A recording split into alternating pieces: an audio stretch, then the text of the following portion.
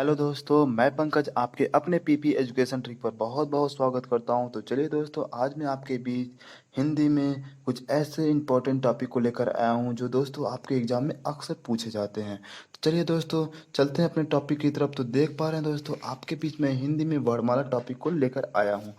तो मैं सबसे पहले आपको बता दूं कि वर्णमाला में दोस्तों कि वर्णमाला होता क्या है। तो दोस्तों, वर्ण भाषा की सबसे छोटी इकाई भाषा की सबसे छोटी इकाई ध्वनि, जो दोस्तों ध्वनि से ही हमारा वर्ण बनता है।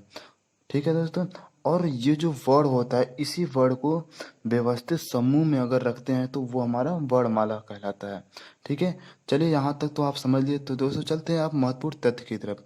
तो देख पा रहे हैं दोस्तों, यहाँ पे हिंदी में उच्चारण के आधार पर हिंदी में उच्चारण के आधार पर हमारे कुल 45 वर्ण होते हैं। ओके दोस्तों, कुल हमारे 45 वर्ण होते हैं। ठीक। और दोस्तों, जिसमें आपके 10 स्वर होते हैं और 35 व्यंजन होते हैं। ठीक है। अब दोस्तों नेक्स्ट देखिए, हिंदी में लेखन के आधार पर, ये दोस्तों उच्चारण के आधार पर थे, ये आपके लेखन के आधार पर है। तो दोस्तों, लेखन के आधार पर आपके कुल 52 वर्ण होते हैं, जिसमें आपके 13 स्वर होते हैं और आपके 35 व्यंजन होते हैं और आपके 4 संयुक्त व्यंजन होते हैं। और दोस्तों, संयुक्त व्यंजन क्या होते हैं? दोस्तों, संयुक्त व्यंजन आपके वो होते हैं, जैसे दोस्तों जो आपके दो शब्दों से मिलके बना हो। ओके, जैसे आपके छ, त्र, ज्ञ और स्त्र हो गया। ठीक है। चलिए चलते हैं आगे नेक्स्ट टॉपिक की तरफ। दोस्तों देख पा रहे हैं दोस्तों, यहाँ पे अब आपको मैं वर्णों का उच्चारण स्थान बताऊंगा। ठीक है, कि वर्णों का उच्चारण स्थान, ये आपके वर्ण किस उच्चारण स्थान से लिया गया। तो सबसे पहले मैं आपको क वर्ग में बताऊंगा। दोस्तों, क वर्ग आपके कंठ से लिया गया है। कंठ, इसका उच्चारण स्थान कंठ है। दोस्तों, क वर्ग में आपके क, ख, ग, घ, अंग। और दोस्तों, आपके कुछ स्वर भी आते हैं, जैसे आ, ह और अह। ओके, ये आपके सभी क वर्ग में और आपके कंठ से ये उच्चारण स्थान इसका होता है। ठीक है। अब आगे देखिए दोस्तों, तो जो मतलब तालु, जो दोस्तों तालु से जिसका उच्चारण स्थान हो, जैसे च वर्ग के। दोस्तों, च वर्ग के सभी सभी वर्ण आपके क्या होते हैं? आपके सभी वर्ण आपके तालु से विकसित होते हैं। दोस्तों, इसमें आपके कुछ स्वर होते हैं, जैसे ई, य, श। अब दोस्तों, इसमें य श आपके य श दोस्तों आपके इसमें यह आपका अंतस्थ व्यंजन में आता है। ओके। और आपका श आपका उष्म व्यंजन में आता है। ठीक है। चलते हैं दोस्तों मूर्धा। मूर्धा में दोस्तों आपका ट वर्ग के सभी सभी वर्ड आते हैं। ट वर्ग के सभी वर्ड, जैसे ट, ठ, ड, ढ, अड़। ओके, ये आपके सभी मूर्धा उच्चारण स्थान आते हैं इसके। ठीक है। अब इसमें भी कुछ होते हैं स्वर और व्यंजन, जैसे दोस्तों आपका री हो गया और श हो गया, और ये भी आपका उष्ण व्यंजन में आता है। ठीक है। आपको दोस्तों हम उम्मीद कर रहे हैं दोस्तों आपको समझ में आ रहा होगा। तो चलते हैं दोस्तों आगे, देखते हैं त वर्ग के। त वर्ग में दोस्तों आपका जितने भी आपके वर्ड होते हैं त वर्ग के, सभी आपके दंत से लिए जाते हैं। ओके, दंत से, जैसे कि दोस्तों आपका त हो गया, थ हो गया, द हो गया, ध हो गया, न हो गया। ओके दोस्तों, और इसमें आपके श जो होता है, ये भी आपका दंत से लिया गया है। दोस्तों, जैसे कि ये भी आपका देखा जाए तो आपके उष्ण व्यंजन में ही आता है श। ओके। अब लास्ट आता है दोस्तों आपका ओष्ठ। ठीक है। ओष्ठ दोस्तों आपके प वर्ग के सभी वर्ड आपके ओष्ठ का उच्चारण अर्थ है इसका। ठीक है। अब इसमें दोस्तों जो आपके स्वर आते हैं उ, उ, ये दोनों ऐसे स्वर हैं जो आपके ओष्ठ में आते हैं। ठीक है। अब चलते हैं दोस्तों नेक्स्ट आपके व्यंजन की तरफ। तो देख पा रहे हैं दोस्तों, यहाँ पे आपके व्यंजन है। ठीक है। तो देख पा रहे हैं दोस्तों, यहाँ पे आपके जो कुछ व्यंजन है, बहुत ही इंपॉर्टेंट व्यंजन को मैं यहाँ पे लिया हूँ। तो सबसे पहले मैं आपको बता दूं कि आपका अंतस्थ व्यंजन, अंतस्थ व्यंजन में कौन कौन से शब्द आते हैं, आपके अंतस्थ व्यंजन होते कितने हैं? ओके, आपके अंतस्थ व्यंजन दोस्तों 4 होते हैं। 4 कौन कौन से होते हैं? य, र, ल, व। ठीक है। अंतस्थ व्यंजन आपके 4 होते हैं, य, र, ल, व। अब आता है उष्म व्यंजन। उष्म व्यंजन को हम संघर्षी व्यंजन भी कहते हैं।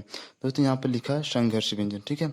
उष्म व्यंजन को हम संघर्षी व्यंजन कहते हैं, जिसमें आपको संघर्ष करना पड़े दोस्तों, वो आपके उष्म व्यंजन कहलाते हैं। जैसे श, श, स, ह। मैंने आपको पहले बताया दोस्तों कि उष्म व्यंजन जैसे कि आपके आपके उष्म व्यंजन आपके मूर्धा में आए थे, तालु में आए थे और दंत में आए थे। मैंने आपको पहले भी बता दिया है। चलिए दोस्तों, अब आगे आता है दोस्तों संयुक्त व्यंजन। संयुक्त व्यंजन दोस्तों वो शब्द वो वर्ड जो आपके दो शब्दों से मिलकर बना हो, ठीक है, वो आपका संयुक्त व्यंजन कहलाता है। अब दोस्तों संयुक्त व्यंजन में आपको पता है, मैंने आपको बताया संयुक्त व्यंजन आपके छ, त्र, ज्ञ और श्रय आते हैं। अब चलिए मैं इसको बता दूं कि दोस्तों संयुक्त व्यंजन आपके जैसे छ हो गया। छ दोस्तों आपका आधा क और प्लस श से मिलकर बना होता है। अब दोस्तों आ गया त्र, ठीक है। त्र दोस्तों आपका त आधा त प्लस र से मिलकर बना होता है, ठीक है। अब आ गया दोस्तों ज्ञ। ज्ञ दोस्तों आपका आधा ज प्लस इ से मिलकर बना होता है। अब आता है स्र। स्र दोस्तों आपके आधा श और प्लस र से मिलकर बना होता है, ठीक है। हम उम्मीद करेंगे दोस्तों आपको ये सभी समझ में आ रहे होंगे। चलते हैं हम द्विगुण व्यंजन की तरफ। द्विगुण व्यंजन को दोस्तों आप उच्छिष्ट व्यंजन भी कहा जाता है। ओके, इसमें दोस्तों दो आते हैं। द्विगुण व्यंजन कितने होते हैं? दो होते हैं, ड और ढ, ठीक है दोस्तों। और अंतस्थ व्यंजन चार होते हैं, उष्म व्यंजन चार होते हैं, संयुक्त व्यंजन चार होते हैं, द्विगुण व्यंजन दो होते हैं।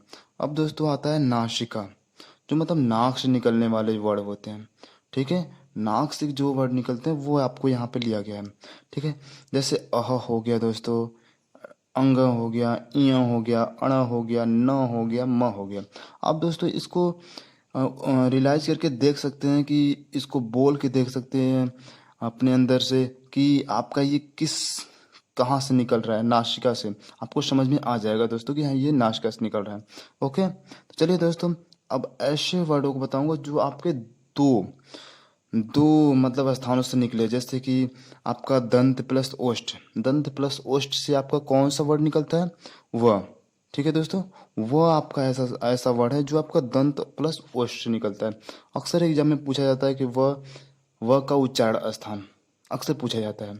चलिए दोस्तों, अब ओष्ठ प्लस कंठ का उच्चारण स्थान कौन कौन सा है, ठीक है दोस्तों, कि ओष्ठ प्लस कंठ से निकलने वाला कौन कौन सा ऐसा स्वर या वर्ड है। ओके, तो दोस्तों वो आपके ओ, औ और आ, ये तीन हैं। ये तीन आपके ओष्ठ और कंठ से निकलते हैं, ठीक है। लास्ट आपका आता है कंठ प्लस तालु। कंठ प्लस तालु से आपके कौन कौन से निकलते हैं? उससे दोस्तों आपके ए और ए निकलते हैं, ठीक है। कंठ प्लस तालु से आपके ए और ए निकलते हैं। तो चलिए दोस्तों आज के लिए इतना ही। हम उम्मीद करेंगे आपको ये सभी समझ में आ गए होंगे। दोस्तों ये हमारे YouTube पर ये पहला हिंदी का वीडियो था दोस्तों। मैं इसका नेक्स्ट पार्ट आपके आपके लिए जल्दी ही मैं प्रोवाइड करूँगा। तो चलिए दोस्तों हम उम्मीद करेंगे आपको ये सभी समझ में आए होंगे। अगर आपको ये वीडियो अच्छा लगा होगा तो हमारे चैनल को ज़रूर सब्सक्राइब करें और बेल आइकन ज़रूर दबाएं। और दोस्तों ज़्यादा से ज़्यादा वीडियो को शेयर करें, ठीक है दोस्तों। तो चलिए दोस्तों आज के लिए इतना ही, मिलते हैं नेक्स्ट वीडियो में। तब तक के लिए धन्यवाद दोस्तों। जय हिंद।